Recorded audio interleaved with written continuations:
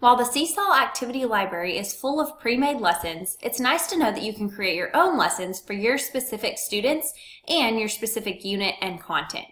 In order to create an activity, simply go to Add and then Assign Activity. You can also get here by clicking on Activities. From here, you're going to see that you are in My Library. My Library are all of the activities that you've created or that you've liked from the activity library. This is an activity that I have already made. I want you to note how there are icons here, like press the add response to begin, the camera tool to take a picture, and the mic to record.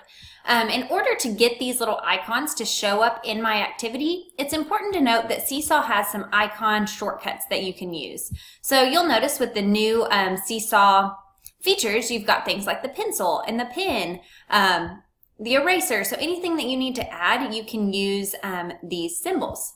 So there are really 3 or 4 steps to creating activity. 1, we're going to add the title. 2, we're going to add the instructions. And then 3, we're going to add a template or some kind of resource for students to look at or respond to. So we're going to go ahead and take a peek at how we would make this activity.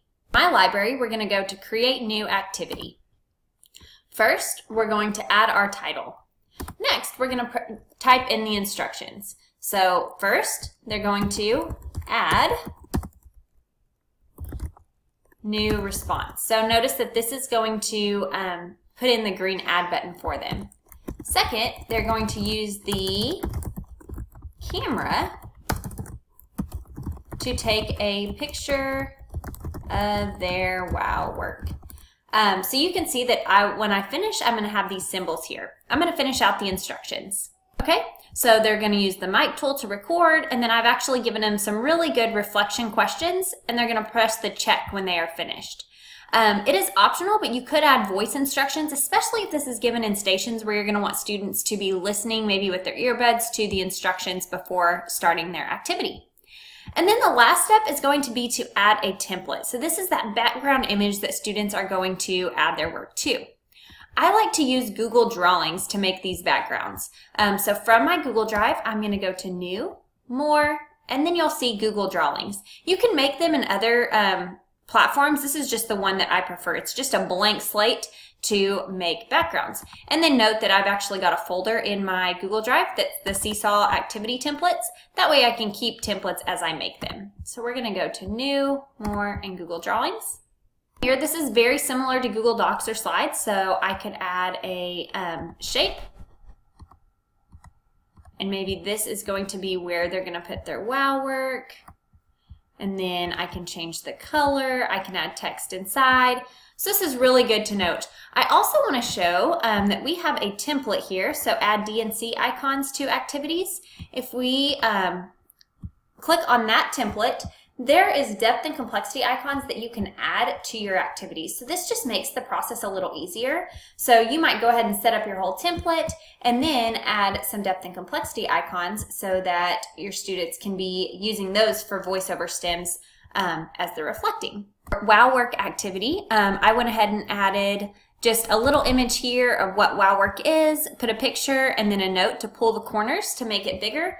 And you can see that this is about the size of a page. I went to File and Page Setup, and I changed this to 9.5 by 14 simply because I wanted them to be able to put a full page from their journal in the image. And the exact measurements don't matter as much as the size, like is it horizontal or vertical.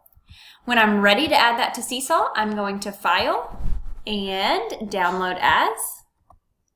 And then you're going to choose JPEG or PNG. So I'll download this as a JPEG. Choose Add Template for Student Responses. So I'm back at my Seesaw activity. I'm going to upload. And you can just pull in this file or you can add it from your computer. Okay.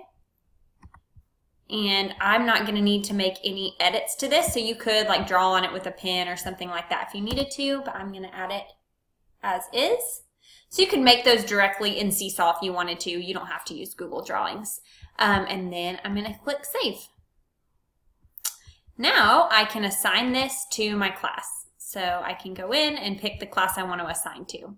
So many possibilities with Seesaw. You can see Miss Embry here has students reading a 10-page PDF, and then they're simply recording over to tell 3 facts that they learned. But that record over can add so much depth, especially as we pull in the depth and complexity icons and some of the reflection question stems. And the very last thing I want to show is when you are at activities and you're browsing the activity library, you've got My Library and the Community Library. You can also edit activities that other people have done. So actually, here's the Reflecting on Wow Work activity. If you wanted to edit this activity, simply choose Edit or Copy and Edit. So if it's someone else's activity, 2 wishes for 2nd grade. If I liked this, first I would need to heart it, so like the activity, and then note that I can copy and edit, so I could change any of the instructions and I could change the template if I wanted to. Can't wait to see some of the activities you create.